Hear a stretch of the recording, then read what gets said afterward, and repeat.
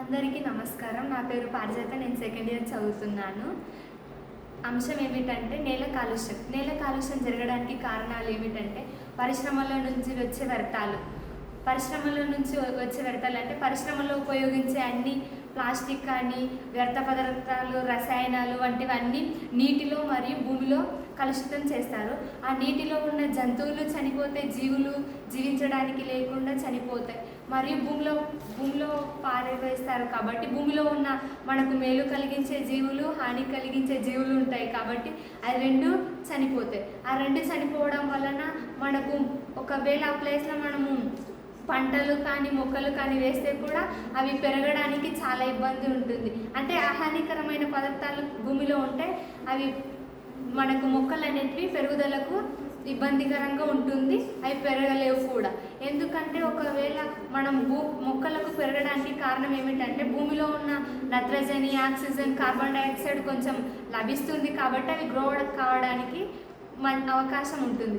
అలా కాకుండా ప్లాస్టిక్ కానీ సీసాలు, రసాయనాలు వంటి అన్ని రసాయనాలు వంటివి భూమిలో పెట్టడం వలన భూమిలో ఉన్న చనిపోవడం వలన మనకు భూమిలో పారవేస్తే కూడా భూమి అనేది సారవంతంగా ఉండదు.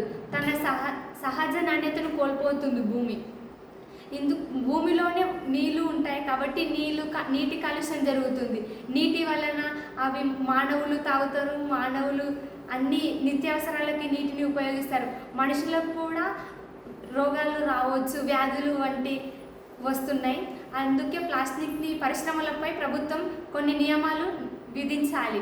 ఎట్లా అంటే ప్రభుత్వం అంటే చిన్నప్పటి నుంచే పిల్లలకు మొత్తము మనం ప్లాస్టిక్ని ఉపయోగిస్తే ఇట్లా ఉంటుందని ఇప్పటి నుంచే స్కూల్ లెవెల్ నుంచే హైయర్ ఎడ్యుకేషన్స్ వరకు మొత్తం ఇప్పటి నుంచే పిల్లలకు మొత్తం వ్యవసాయం గురించి, భూమి కాలుష్యం జరిగితే ఎట్లుంటుంది అన్ని కాలుష్యం గురించి చెప్తుంటే భవిష్యత్తులో కొంచెం వాళ్ళకి తెలుసుకొని యూజ్ చేయాలని అనుకుంటున్నా.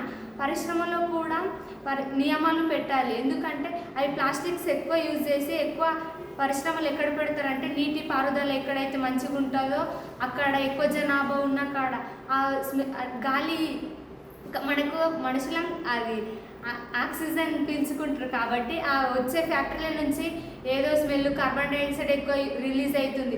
ఆ రిలీజ్ వలన చాలా జీవులు చనిపోతాయి. అక్కడున్న పొల్యూషన్ అయిన దాంట్లోనే ఏరియాలో ఉన్న ప్రజలందరూ జీవిస్తుంటారు. ఆ ప్రజలతో పాటు జీవులు కూడా ఉంటాయి, పశువులు అటువంటివన్నీ ఉంటాయి. అవి కూడా చనిపోవడానికి కారణాలు అవుతాయి. మనము ప్రభుత్వం నియమాలు ప్రజలకు ఇంకా అవగాహన చేయించాలి. పరిశ్రమలపై కఠినమైన చర్యలు చేపట్టాలి. ఆ పరిశ్రమలను ఒక మోతాదులో ఉన్న అవి మళ్ళీ ప్లాస్టిక్స్ని ఎక్కువగా ఉపయోగించకుండా గాజు కానీ కాగితపు పేపర్స్ అటువంటివి ఉపయోగించాలని మరియు విద్యార్థులకి ఎక్కువగా వ్యవసాయం పట్ల కొంచెం అవగాహన పెంచాలి. ఎందుకంటే వ్యవసాయం మనం చేస్తే ఆహారం ఫుడ్ బాగుంటుంది. వ్యవసాయంలో మనం సేంద్రియ ఎరువులు ఉపయోగించాలి. ఎందుకంటే అన్ని రసాయనాలు ఉపయోగిస్తే ఫుడ్ కల్తీగా ఉంటుంది. ఆ ఆహారమే మనం తీసుకుంటే మన లోపల అవయవాలకు ఎఫెక్ట్ అయ్యి మనం ఇంకా చేతులు వంకర పోవడము అటువంటివి అవుతుంది. మళ్ళీ మనము అదే సేంద్రియ వ్యవసాయం ఉపయోగిస్తే ఏమవుతుందంటే ఆహారం మంచిగా ఉంటుంది. సేంద్రియ ఎరువులు మరియు సహజ పురుగు మందులను వాడటం. అవి వాడితే మనకు ఆహారం అనేది కల్తీ లేకుండా ఉంటుంది. ఆ ఆహారం మనం తీసుకున్నా మనకు ఏం ప్రాబ్లం ఉండదు. అట్లనే విద్యార్థులకు కూడా ఇప్పటి నుంచి సహజ ఎరువులపైనే అవగాహన కల్పించాలి.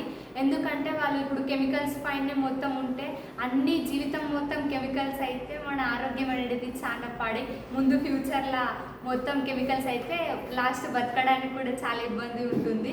అందువల్లనే చిన్నపిల్లలకి కూడా ఇప్పటి నుంచే ఒకవేళ స్కూల్లో ఉన్న వాళ్ళకు వ్యవసాయంపై అంటే మనం పంటను ముందు నుంచి లాస్ట్ వరకు ఎట్లా పెంచుతాం, దానికి ఏవేవి అవసరాలు ఉంటాయి, దానికి రసాయనాలు వాడాలన్నా లేకపోతే సహజంగా మనం కృత్రిమంగా ఇప్పుడు మనకు వానపాములు ఉన్నాయి. దానివలన మనకు రైతుకు ఒక వెన్నెముక్క లాంటిది.